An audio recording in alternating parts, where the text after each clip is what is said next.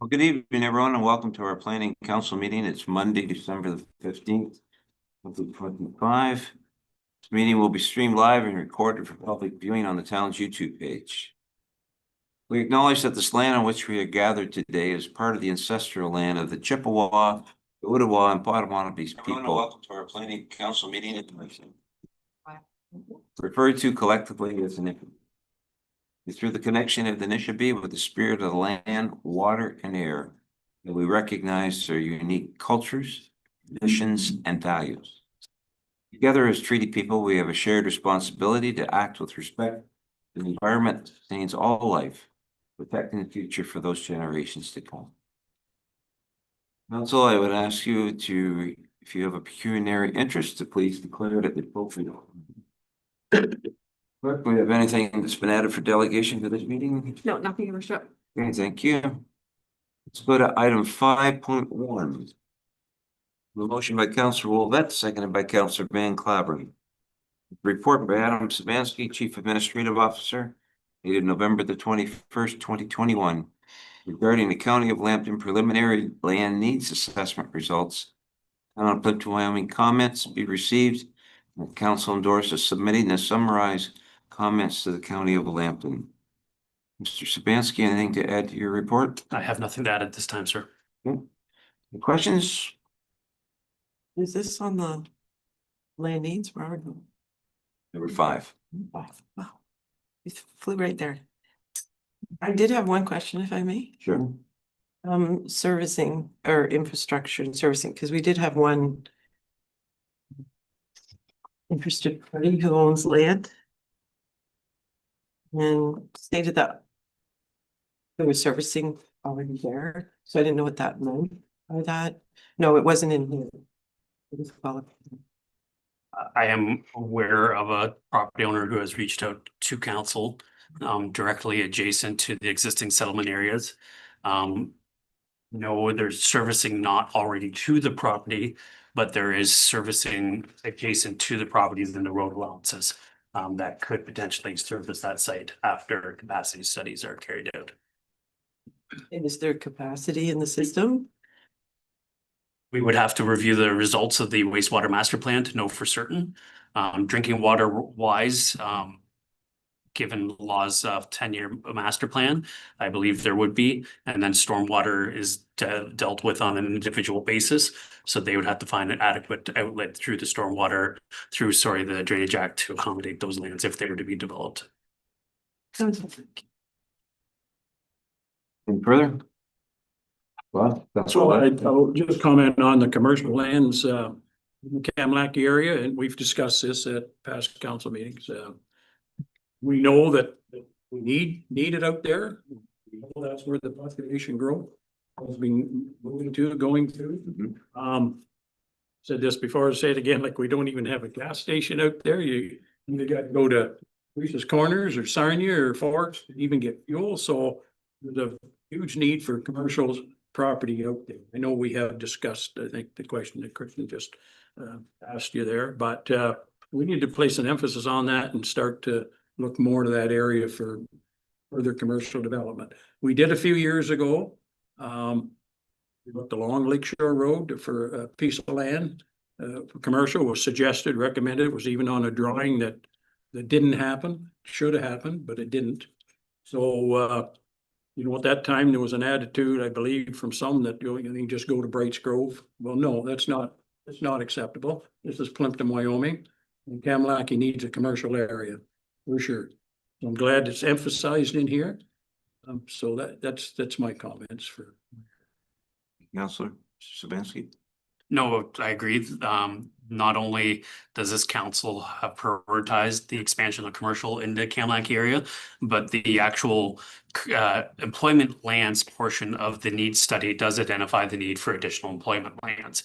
So when we get further into the official plan review process with the County of Lambton, there will be an opportunity to identify expansion of possible commercial lands in our strategic areas, and we will certainly work with the county's consultants and their staff to ensure that those areas are in the areas we've been targeting to improve access for. Mr. Rodriguez. Sorry, one thing. On the commercial, I remembered in the presentation we received, I mentioned that some of the commercial lands were not identified in their land needs assessment. And if we could get a copy of that, which he said he was going to send to us, but we never did receive anything. I'll follow up on that. Because there were some areas in Kamlaki that were not identified. Like there's just another new store that actually opened up in Kamlaki. Well, I guess the other one's under appeal. I guess we know that now, but maybe that's why it wasn't in there. Maybe I could get a follow-up on that. Yep, I'll follow up. We can all get copies of that. And if I could follow up, because I think commenting was only until December 12th, so. It was, they agreed to extend it early on in the process for us. Oh, what to when? They didn't give us a timeline. They said just when council has finalized their comments and will be considered. So like, if we get this information on the commercial lands and then they want to be able to put in a comment, they're not gonna be able to. Oh, yes, the current deadline, I think, is mostly related to the need study, not to the OPA amendment itself. So all that they're looking for comments on is currently what the need study identified, which is that currently we have an over surplus of residential lands and an under surplus of industrial commercial lands. So that's what they're looking for the comments on right now. So they've all agreed that we need more commercial lands, so that supports council's strategic initiatives to date. So I don't know if any additional comments outside what are provided here are necessary, because it reiterates the fact that council has a strategic plan that has identified the need for additional commercial lands in that area. And we will continue to fight for. When we get to the official plan amendment process, that's where a lot of those detailed comments are going to need to be of where we want to see those commercial lands versus where we don't, because that's when they'll start to work out the what, where, and how kind of thing. Councilor Bose? Thank you. Yeah, the only thing I wanted to add to, there was a concern I had when we first talked about it too, is I agree with all the commercial stuff, but my only caution or word of caution for industrial is I do agree with the demand seeking clarification on the industrial land projections. Because I do have concerns and caution about trying to repurpose land in residential areas into industrial. So I want to protect farmland, of course, but also, so let's actually get a market analysis or clarification on that. But I'm also really cautious of putting industrial right within our development areas. No, agreed. Usually you like to use commercial as a buffer between industrial, light or otherwise, and residential. We, in our strategic plan again, that we want to farmland. We have a number of repurposed areas that used to be gravel pits, etc. Those would be natural areas where you see industrial expansion versus removal of residential areas. So we do have a lot of flexibility. So when we sit down with the county, we can make sure that we are putting the industrial areas in an area that makes sense, that has, you know, easy access to the 402, easy access to the county road network, and not going to adversely affect adjacent residential properties. Councilor? Yeah, thank you. Councilor Wolvett? I also want to just touch on the affordable housing headline here, I was over at Forest actually this morning, and down by Canadian Tire, they had built a couple of Habitat houses. And now beside, on a very small lot, they've now built a fourplex, looks like a fourplex, on a very small lot. That's something we don't see here in Plympton-Wyoming, which I think we could accommodate quite easily. I mean, you do have to get the contractors that are willing to build it, but I think they're out there, so I think we should be looking, and we do have spaces right here in Wyoming and Kamlaki area that could accommodate something like a fourplex. They're all on one floor over there, and like I say, in the affordable housing range, and I think that's something that we certainly got to talk about, because not everybody can afford these $600,000 to $900,000 homes, and it's becoming a big deal. So Staff and glad I that's in here. agree wholeheartedly, and an opportunity for that will be coming up when we come back with a final iteration of a zoning bylaw. There'll be an opportunity to sit down with planning staff to look for areas that could be possibly rezoned as higher densities than what is currently permitted, specifically in infill areas within Kamlaki, Wyoming, and the lakefront areas. So there is opportunity for us to look at that, and we'll definitely. I understand that affordable housing is a hot topic in regards to planning these days, so you will see some improvements in that regard in the updated zoning bylaw when it comes forward, I believe. Anything else, council? Maria? Thank you, your worship. Just wanted to add what had said as well. There are opportunities with third-party nonprofit organizations.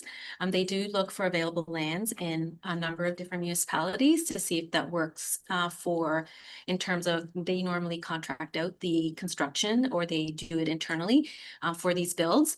There are opportunities. We just attended a session where some municipalities have actually looked at allowing a first right of purchase for tax sales to such organizations as Habitat for Humanity.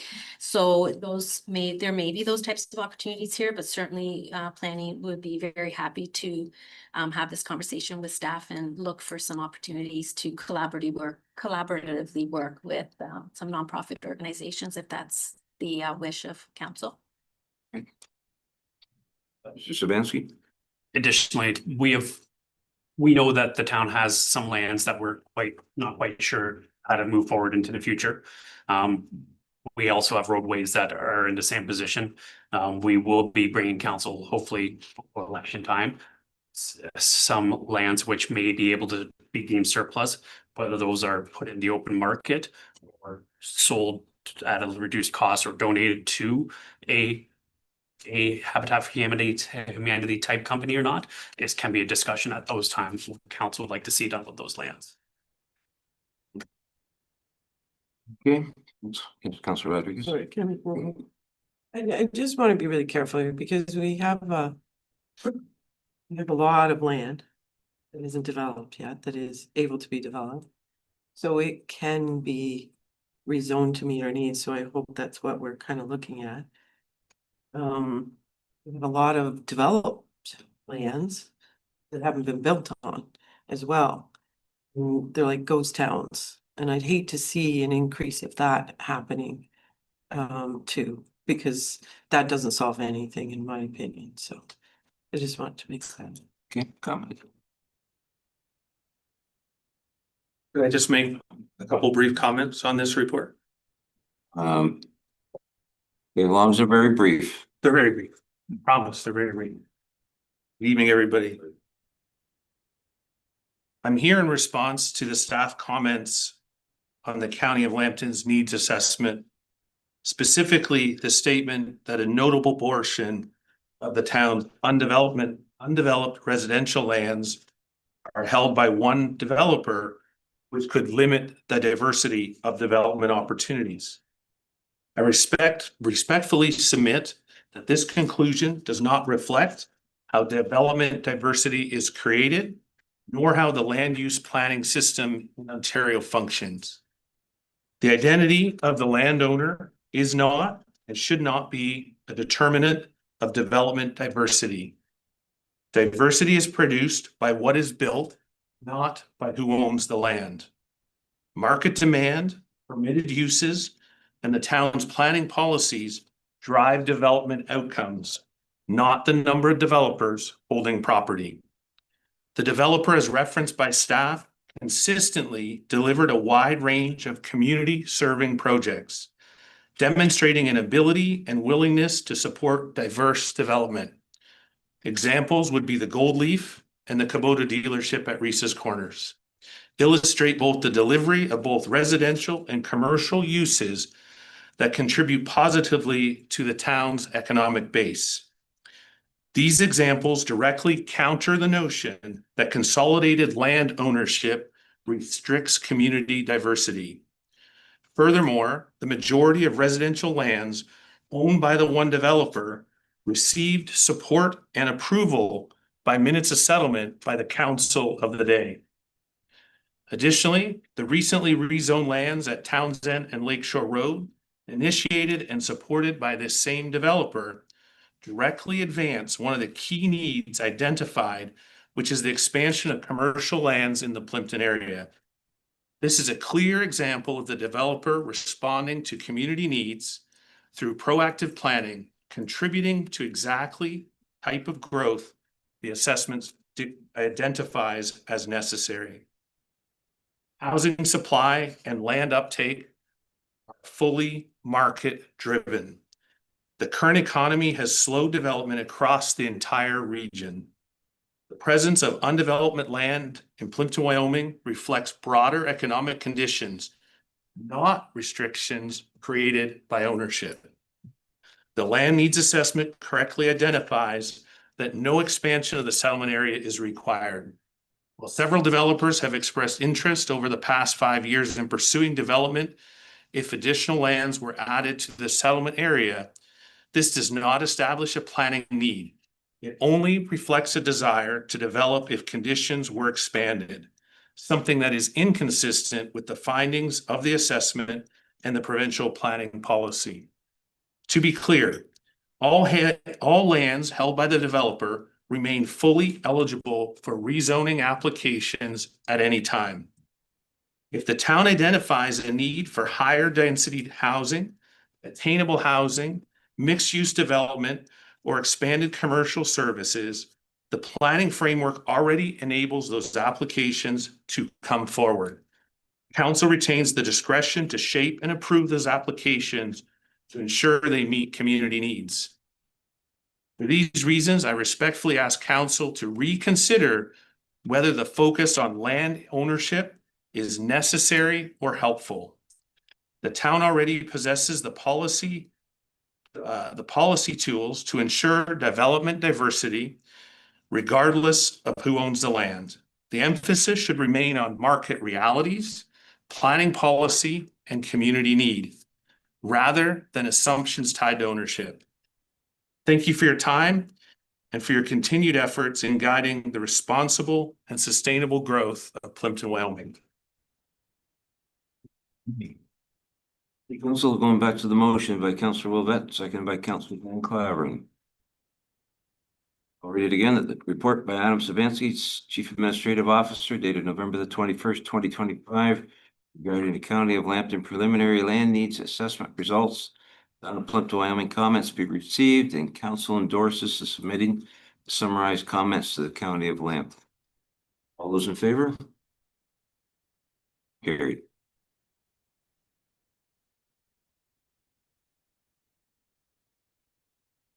Okay, Council, let's go to item 6.1, staff reports. I have a motion by Councillor Rodriguez, seconded by Deputy Mayor McEwen, that the report by Maria Casarasi, Senior Planner, dated December the 5th, 2025, regarding the Wilhelm Incorporated subdivision assumption be received, and that bylaw 126 2025 be taken as having been read 3 times, finally passed, and the mayor and clerk be authorized to sign that said bylaw accordingly. Ms. Casarasi, anything to add to your report? Not at this time, Your Worship. Thank you. Questions? Rodriguez? Thank you. I believe the sidewalks on this one, we're gonna retain a reduced fee of $12,000 for 243 meters. It said 243? 23, sorry. Trying to get to it at the same time. Go both ways, that's what you want to and from. It went right over my head. So I'm just wondering, I don't know, I feel like that's really inexpensive to quote $12,000 for that much sidewalk. I didn't do those calculations. But a general calculation that we use is about $100 per linear meter of sidewalk. So with that calculation in mind, it is maybe slightly under.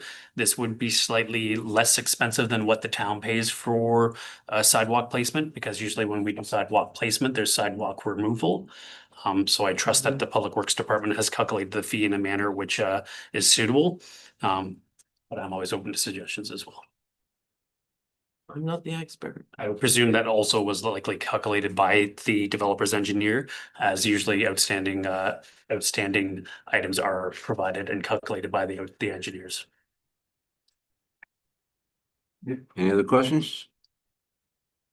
Okay, call for the vote. All those in favor? Carried.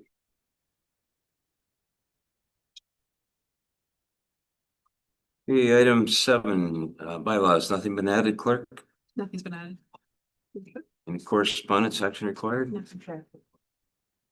Okay, let's go to item 9.1. Moved by Councillor Van Claveren, seconded by Councillor Wolvette, that correspondence items A to C relating to recommended reading and routine approval and information items not otherwise addressed by resolution be noted as received by the Plympton-Wyoming Council, filed accordingly. It's items A to C on my left. Anything, Councillor Wolvette? No, sir. Councillor Van Claveren? Thank you, sir. Deputy? Councillor Rodriguez?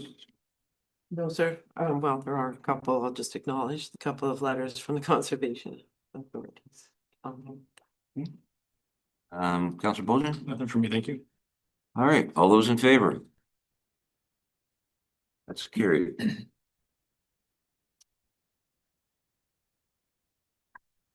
New business related to planning. Deputy, anything from you? Nothing, thank you. Councillor Van Claveren? Nothing this time, sir. Thank you. Councillor Wolvette? I'm not sure if this is meant for planning or not. It's new with recycling and our new recycling thing. I think it was talked about at both at one time, but since we don't have another meeting this year for the council, can I just touch on this? Because there are concerns, complaints coming up about the recycling on the commercial side. Matter of fact, on the way over here to the meeting tonight, I was texted about one commercial establishment trying to get answers on who can pick up their recycle. And what this individual said was that Plympton-Wyoming have given them some names, but when they called them, they said, no, they don't do it. So commercial properties are, a lot of them don't know what they're going to do with the recycle in January the 1st. And the other thing I'll just touch on, not to waste a lot of time here tonight, but the bin sizes. People are concerned in Wyoming, asked me several times, including today again by 3 people, do we get to keep our big bins? I said, I don't know the answer to it. They said, well, Petrolia, there was a big issue over there. We don't want to get rid of our big bins. We love them. We don't want the other ones blowing all over.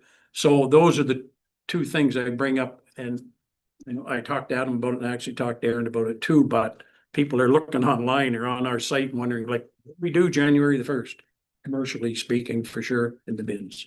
On behalf of Mr. De Silva, I'll have Mr. Sabansky answer that. So my understanding is that information should be provided by the new service provider shortly.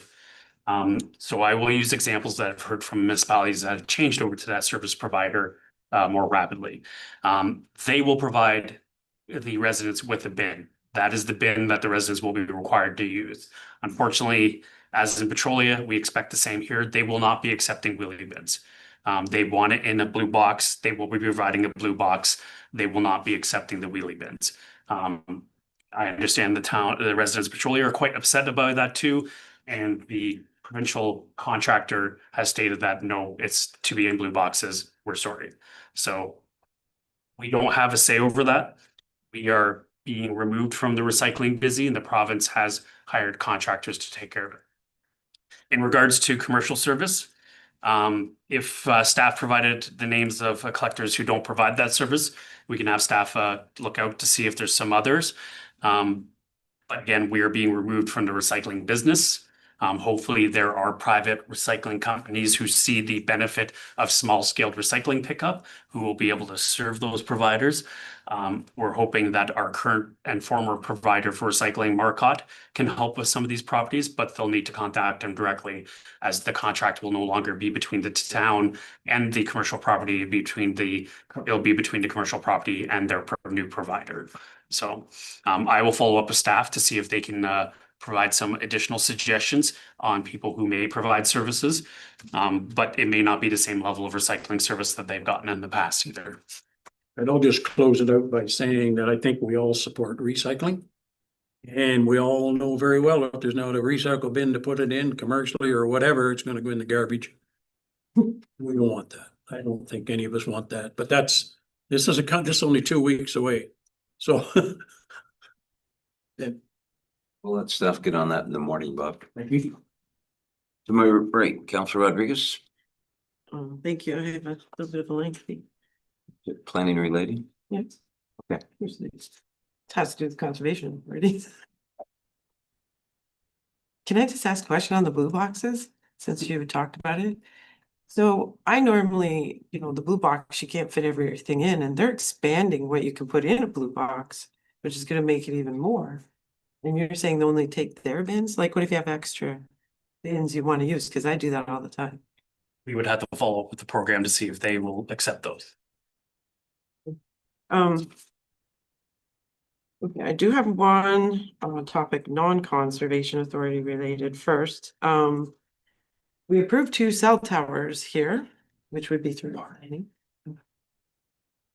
One would have been 4 years ago now, and the other one would be 2. See? And as we know, they're supposed to do them within 3. We never heard anything back, so is there going to be any follow-up? I mean, the problem just keeps getting worse and worse. Some of these towers are actually, we're seeing it now. They're starting to get these maintenance upgrades and they're removing the 3G from some of these towers, just kicking some technology right off. So, I mean, obviously these things are happening, so we really need to get something. Those approvals don't mean they're happening. Both those approvals went to third-party companies that would construct and then sell that tower to service providers. There's no guarantee or obligation that they necessarily occur. I remember we all had this discussion probably about 2 years ago when we tried to track down both those providers, and both those providers were unresponsive, and I believe one of them didn't exist anymore. So because it's a federally regulated process, we have no mechanism to force them to build. And apparently I do recall not being able to even find contact information to follow up with either, and the information in the applications was no longer being received. So we don't have a mechanism to force them to go out, but the federal government has regulation and policies They do. that state if you're gonna go through this whole process, and once you get municipal approval, you have 3 years. So what happens if nothing happens in 3 years? I would Do they assume lose that that? application is gone. So I suggest those applications have been probably lapsed and therefore are no longer valid. Move on. Conservation Ontario meeting last week, that was last Monday. There were 2 notable items in that meeting. There were probably about 8 or 9 resolutions to go to the government regarding there are changes that this provincial government just keeps whipping out the door. Notable was ministers' zoning orders. So they're going to make amendments to the Planning Act. So currently, for ministers' zoning orders, you could comment on registry. And it goes through this whole different process. Now they're going to change it to be non-regulatory orders according to Conservation Ontario. Rather than being filed with the Register of Regulations, published on e-laws, they're just gonna put MZOs on their website. And to bypass the whole public process, I assume. Minor variances are another one, as of right variations are gonna happen. They said they're gonna expand select minor variances, and that is to be defined in regulation somewhere down the road. So they'll make a regulation, expanding it, and then they'll details. Are you aware of those? Your worship. Yes. Yes, these are all coming out of Bill 60. So there has already been one change that's come out in the OREGs, which is the 10% for setbacks. But yes, there will be more coming. They haven't fully defined them. Some are related to official plan, structure, standardization and modernization there. There might be some additional variances added, might be height, but they haven't finalized those to us quite yet. Yes, thank you. And that was the third one was the official plans across Ontario. They want to make them the same structure right across Ontario. We'll get rid of secondary official plans or whatever those. Yes, they want to restructure that process, so it might be a little bit more centralized in terms of how those are developed. So there's a number of used on the comments as part of the consultation process. So we don't know the full scope of the details quite yet, and sometimes the regs take quite some time to be finalized and be made into law, basically. We will. And staff will keep council informed as these as these new changes come about. Thought they were really interesting. And then there was the so we had our St. Clair Conservation Authority board meeting on Thursday. Lots of discussion around the consolidation of authorities, liquidating assets versus keeping assets was a notable discussion. You remember years ago with amalgamation in municipalities. A lot of that happened. They rushed to liquidate their assets before they amalgamated. So they were kind of big discussion about that. And then maybe turning or offering some of the assets to municipalities, maybe provide better protection to those assets that way. Because once consolidation happens, from 36 to 7, all those assets become property of the region. They're no longer the local authorities' property. So there's really no direction on any of that yet. What will happen? That'll be determined in the spring, apparently, when the ministry will deliver a handbook to all the current conservation authorities to guide them through the process of consolidation. And on Friday, I attended the Ministry of Environment stakeholder meet regarding the consolidation. The mayor asked me to step in his place and represent Plympton-Wyoming. So the Honorable Todd McCarthy spoke from his vehicle in the opening speech. And San Basat, the Chief Conservation Executive for the ministry, was present, along with Kirsten Service, who is the Source Water Branch Director, Source Protection Branch Director. Because when consolidation happens, so they pretty much expect all the regulations to be in place, presented by the spring, they passed.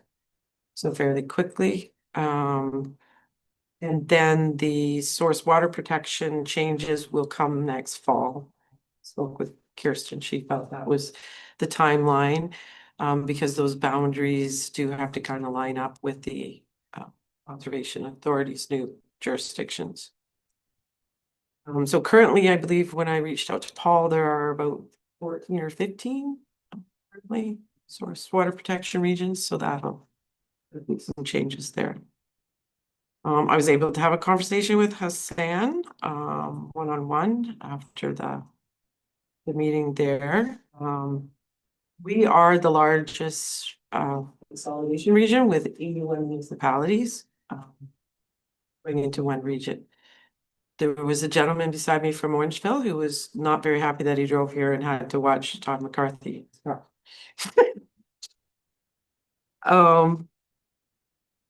So he said the most that they would probably consider, he didn't say it in the meeting, but when we had our conversation, he did. The most they would probably consider would be going to 10. But there'd have to be 10 regions instead of 7, but there'd have to be really good justification for that. So I did offer my 2 cents worth on that subject. I didn't. So 2 cents. good for you. The other notable part of our discussion was on the current funding model for conservation authorities, because everything's on the table. So currently, as you all know, we are billed by property values. And even though we don't benefit, so we have higher property values, but we have no benefit, so we're actually funding other jurisdictions. And so other jurisdictions are benefiting from our higher premiums. So I did put in my 2 cents worth on that as well. I just suggest maybe a more equitable funding model would be to charge per property, much like the OPP services are done. I think it would spread out the dollars more and not be so cumbersome on those. Especially if you go to 81 municipalities, it could be even more inequality in the funding model. So he's very open to that one. I did also mention farmer. That's a big concern for the rural versus large city consolidations, especially in southwestern Ontario. So the talking points were around priorities given to food security versus a fish that might be in a drain, and what weight should be given to certain aspects of farming in that respect. So that was pretty much it. Well, thank you for going and thank you for representing us, but also too for your time talking to there. That goes a long way. Thank you. Mr. Bullion? I have nothing planning related, thank you. Okay. Okay, council, we've got 25 minutes before we go public, so I'm gonna take us into in camera and we'll get that taken care of. Motion by Councilor Rodriguez, seconded by Deputy Mayor McEwen. Council move into the in-camera meeting of council pursuant to section 239 of the Municipal Act 2001, amended for the following reasons. Item A, litigation matter, section 239, bracket 2, bracket litigation or potential litigation, including matters or administrative tribunals, municipality, the local board. All those in favor? That is carried. Live at 6 o'clock for our public meeting.